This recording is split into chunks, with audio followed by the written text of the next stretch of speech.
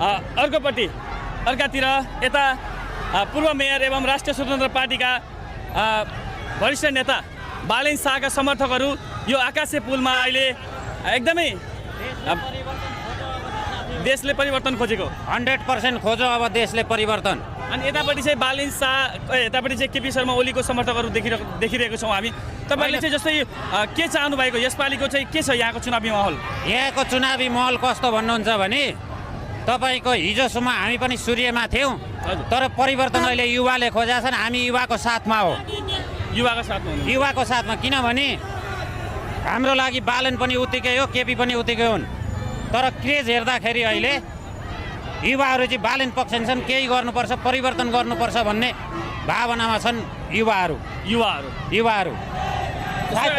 अहिले तपाईँहरू केपी शर्मा ओली यहाँबाट चाहिँ धेरै पटक निर्वाचित भएर उहाँ चाहिँ प्रधानमन्त्री पनि बनिसक्नु भएको छ।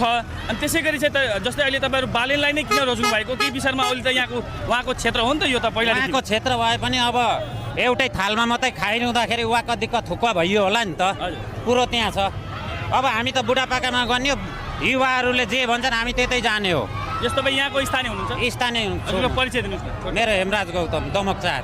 हस्, धन्यवाद। हस्, दर्शक हामी देखाइरहेको छौँ अहिले यतापट्टि चाहिँ बालेन समर्थकहरू चाहिँ नारा लगाइरहेका छन्। अहिले ताजा अवस्था यो दमकको देखाइरहेको छौँ तपाईँहरूलाई।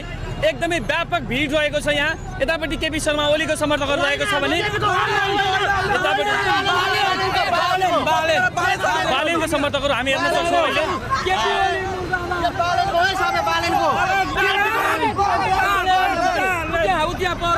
त्यसै गरी चाहिँ यहाँलाई हामी अहिले यो दमकको ताजा अवस्था देखाइरहेको छौँ। युवाहरू चाहिँ बालेनको समर्थकमा ओर्लिएका छन् भने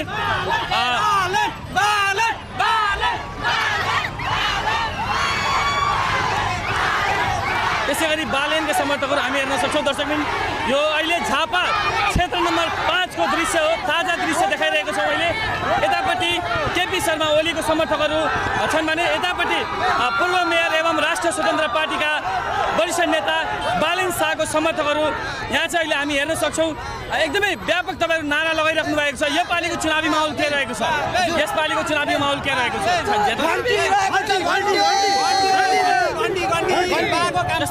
जस्तै मैले तपाईँहरूलाई सोध्न चाहेको, जस्तै यो पालि यो त केपी शर्मा ओलीको क्षेत्र पहिला पनि थियो र अहिले पनि छ होइन?